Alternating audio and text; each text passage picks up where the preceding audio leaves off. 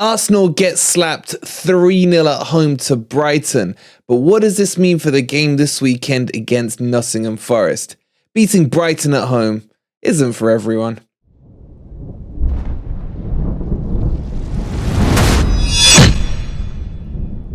Good morning, good evening, or good night, wherever in the world you are, whatever time of day you're watching this. Hope you're having a fantastic day and welcome to your latest Nottingham Forest news. In today's video, it's going to be slightly different. We're going to be talking about what happened with Arsenal yesterday and what the impact that is on Nottingham Forest. As always, before we jump into it, please don't forget to hit that like button.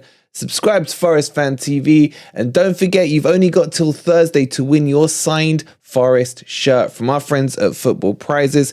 Click on the link down below and go grab your tickets. All right, guys, let's jump into this and let's talk about the game yesterday. It's clear to see that Arsenal knew it was last chance saloon and that they were impacted by City doing us a favour. Thank you very much, City. And they won 3-0.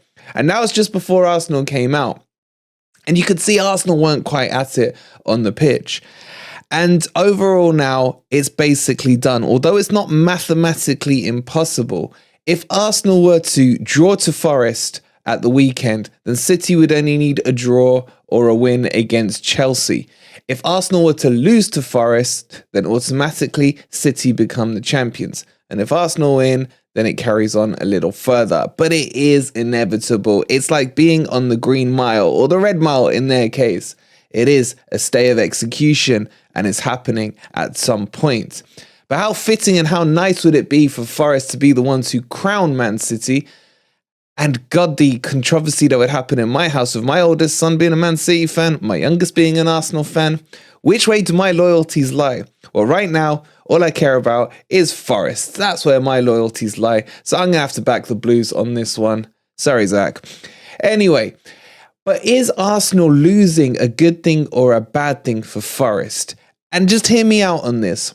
Arsenal have always been renowned as bottlers. It's something about the air in North London. Both them and their local rivals, Tottenham, are absolute bottle jobs. Every season, for as long as I can remember, one of them, if not both of them, will throw tantrums and will just self-implode in the final run-in of the season. We've seen that with Spurs this season, blowing top four. We've seen that with Arsenal now, blowing the title. We saw it with Arsenal last season, blowing top four. It's a reoccurring theme for these North London clubs.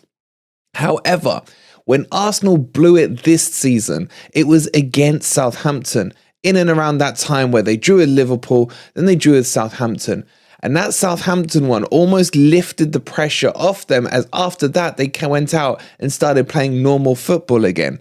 So Arsenal with no pressure tend to play better than Arsenal under pressure, and that's why they seem to bottle it.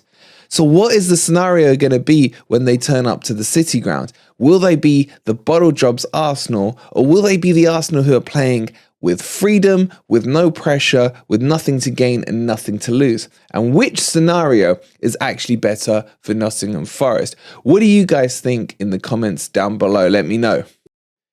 It's clear there's been a huge backlash towards the Arsenal fans as well when it comes to social media, where every single denomination of fan base seems to be going out for him, be it Liverpool, be it Manchester United, be it the Spurs fan base, whoever.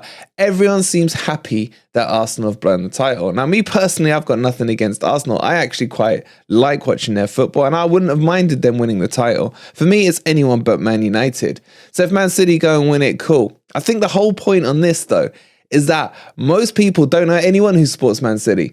So they just have to banter the ones they do know, which tends to be the likes of Arsenal, etc. And that's why I think that's happened. But Arsenal fans are definitely down in the mud. But could this create and generate a reaction from the Arsenal players come this weekend at the Forest game? Could they be angered by it? Could they really want to show their fans that they do care? But let's face it, those fans were walking out early in that game against Brighton. I'm sure you've all seen the pictures of them flowing out of the Emirates. But the bottom line is, does it really matter either way? Because Forest have to do what Forest need to do. Our fate is in our hands, and that's the key point that we keep forgetting. Or, well, we don't forget, But we talked about what happens if Leeds do this against West Ham. What happens if Everton do this again in their next two games? What happens if Leicester, what results could happen tonight for the Liverpool game? By the way, we'll have that rival watch along for you again tonight from 7:45, so don't miss it. But the bottom line is, Forest are in control of their own destiny. And it's those other clubs looking up at us currently as things stand. And it's in Forest's hands to secure the promotion, to secure Premier League status for next season. And there's still all kinds of permutations. Obviously, what the other clubs do is somewhat important, but not as important. As Ant mentioned the other night, as long as Forest just match those results, then Forest are guaranteed safety. Look, I felt we were on the beach at halftime at Chelsea. I was getting way ahead of myself. But I just felt we were doing well and Chelsea were there for the taking. It wasn't meant to be. But patience is a virtue. Let's hold on and let's hope that we can get the results. We will, of course, be doing a full build up to the Arsenal game later on in the week. But really, what I want to talk about is this Arsenal game in itself, I feel, is where Forest can get the points. I watched Crystal Palace against Bournemouth the other night. And I know a lot of people saying Bournemouth are on the beach, but so are Palace in my opinion. And Palace are playing some scintillating football. And with Forest's away record, it does kind of worry me going to Selhurst Park on the last day of the season. It's more so the worry that I may not survive the full 90 minutes because I don't know if I can take a final day relegation decider battle. That's just too much, man. That's too much stress and tension for us as a fan base. I'd love to have the cigar out, the flip-flops out, the beachwear out in preparation for that game. And that could happen this weekend. There are a few ways that could happen. The easiest way for Forest to guarantee their safety this weekend will be to get a draw against Arsenal and have both Leeds and Leicester, and as a bonus, let's chuck Everton in there, but that's not relevant, and have those be the ones, if they lose and Forest were to pick up a point, they would then be out of reach and can't get us, as the gap would go to 4 points and there's only obviously 3 points to play, and we can sit back and enjoy that Crystal Palace match with our feet up, pipes in hand and everything else. Now, is it likely that scenario is going to happen? I don't know. It could do. But as you've seen in this run-in, it's just been a crazy, crazy amount of results. We saw Everton the other week beating Brighton. We saw Forest beating Brighton. Forest going away with their atrocious record and pulling up a point against Chelsea. We also saw Leeds showing a bit of fight and getting a point against Newcastle, even though I think they were extremely lucky to get that.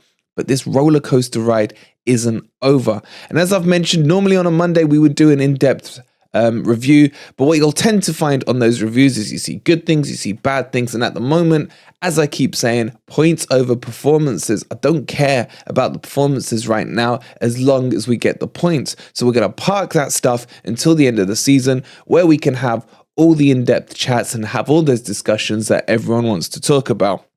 But for now, as in the mud as Arsenal are, as much as they may be a wounded animal, as much as everyone is talking about Arsenal's mentality towards this game on Saturday, laughing at them, joking at them, whatever, they're still a great team. They have injuries though. We'll bring you further updates in the weeks, but the likes of Martinelli limped off. They've got Saliba, who's going to be out. You got Zinchenko, who's going to be out as well. So some big players in there that may not be making the game on Saturday. But all that aside, with all the focus on Arsenal, our focus needs to be on what we do as Nottingham Forest. And with that city ground atmosphere, that city ground fortress, I honestly feel we can get something out of the game. But what do you guys think? Let me know in the comments below how you see the points breaking down over the next two. And I guarantee you won't be right, because it's going to be an absolute roller coaster. Anyway, I just thought I'd bring it up because everyone's talking about Arsenal. I just want to remind everyone that the most important thing is what we do as Nottingham Forest. Get your thoughts in below. Before you leave, don't forget to hit that like button. If you are new to Forest Fan TV, please hit that subscribe button as well. For the rest of you, we will see you tonight at 7:45 for Leicester versus Liverpool, where we can laugh at Chappie. And for those of you asking about Beat the Drop, that will be tomorrow night at 8 p.m. I can't wait to get the boys on that one and see how they feel and their thoughts about the breakdown of the games that have happened this weekend. Thank you for watching. We'll see you later on tonight. And come on, you Reds.